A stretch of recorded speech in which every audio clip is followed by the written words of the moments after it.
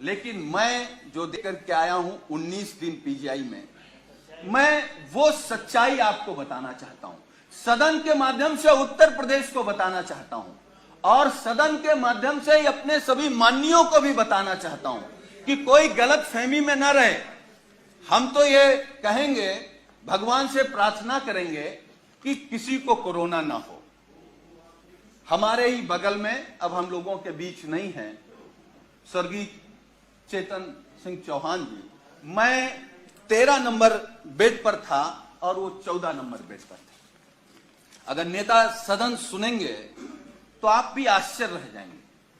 मैं 11 जुलाई को दोपहर में एडमिट हुआ और माननीय मंत्री जी 11 जुलाई की शाम को 5 बजे एडमिट हुए।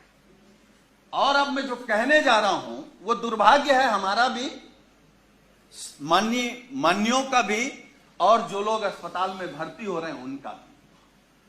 8 लोगों का वार्ड, माननीय जी, 8 लोगों का वार्ड, जहां 8 कोरोना संक्रमित लोग होते हैं। डॉक्टरों की, नर्सों की और वहां की टीम आती है तो गेट से ही पूछते हैं कि चेतन कौन है। तो माननीय मंत्री जी क्योंकि बहुत सरल थे, उन्होंने हाथ खड़ा किया।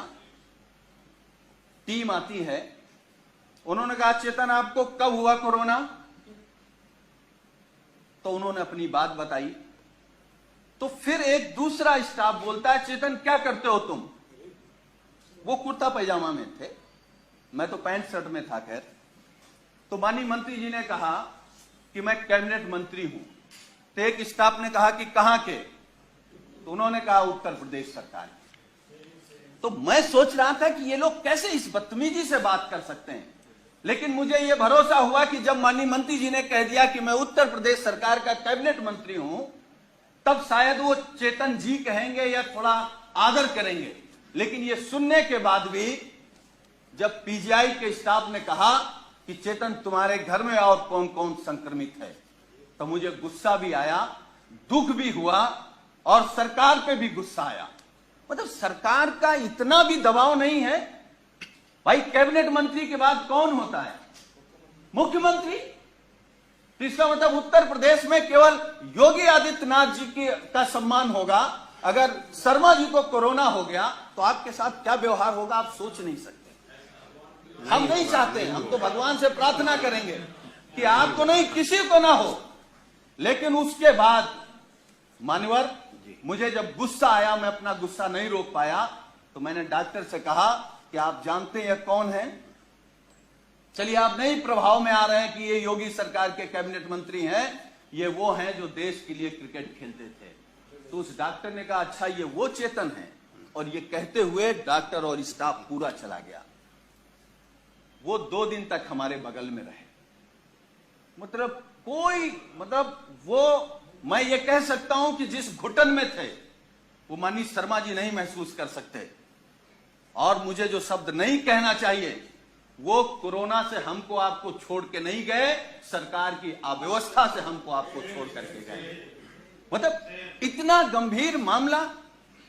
और मानवर, मैं दूसरी बात बता रहा हूं, मैं 19 समाप्त कर नहीं, मैं समाप्त कर दूंगा। अब हमारा केवल दर्द सुन लीजिए। मैं 19 दिन तक एडमिट था।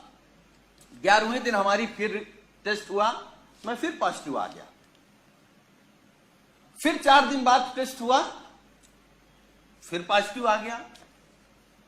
हमारे माननीय राष्ट्रीय अध्यक्ष, हमारे नेता माननीय अखिलेश यादव जी ने फोन से हमसे कहा कि सरकार का शासनादेश हो गया है कि तुम घर पर रह करके ठीक हो सकते हो, इस सरकार की व्यवस्था पर भरोसा मत करो और जांच करा करके आप लिख करके देख आओ कि हमको इलाज नहीं कराना, हम होम क्वारंटीन रहना चाहते हैं।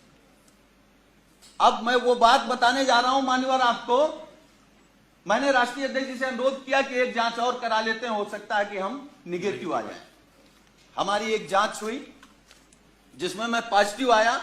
नर्स ने कहा कि आप पॉजिटिव हैं, डॉक्टर की टीम आई, उन्होंने कहा कि आप पॉजिटिव हैं या नहीं हैं, हमको दूसरा टेस्ट करना पड़ेगा। हमारा सुबह दूसरा टेस्ट हुआ। जब दूसरा टेस्ट हुआ, जब शाम को मैंने कहा कि हमारी रिपोर्ट क्या आई, तो उन्होंने कहा कि आपका रेपर बदल गया था, इसलिए शाम को तीसरा टेस्ट होगा। जब तीसरा टेस्ट हुआ तो सुबह हमने पूछा कि हमारी रिपोर्ट क्या है, तो डॉक्टरों ने कहा कि आपका सैंपल बदल गया है, इसलिए आपका चौथा टेस्ट होगा। हमारा चौथा टेस्ट हुआ। चौथे टेस्ट में मानवर जानते क्या हुआ? जब हमने रिपोर्ट पूछा तो उन्होंने कहा कि आपका फार्म तो वहां चला गया था लेकिन सैंपल नहीं गया है। तो हमने कहा पांचवा कर लो।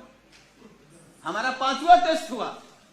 पांचवा टेस्ट हुआ और मैंने लिखित में दिया कि हमको पीजीआई में इलाज नहीं कराना है, हम घर में रहकर के जो सरकार के निर्देश हैं उनको पालन करते हुए हम स्वस्थ हो जाएंगे। मैं पहला पेशेंट हूं सरकार के निर्देश के बाद जो ये लिख करके आया कि मुझे नहीं इलाज कराना। मैं ये नहीं कह रहा हूं कि हम सभी डॉक्टरों पर सवाल खड़ा कर रहे हैं। डॉक्टर भगवान की तरह दिखता, हमको भी 19 दिन भगवान की तरह दिखा और हम भगवान की तरह मानते हैं, लेकिन ये अव्यवस्था आखिर कैसे?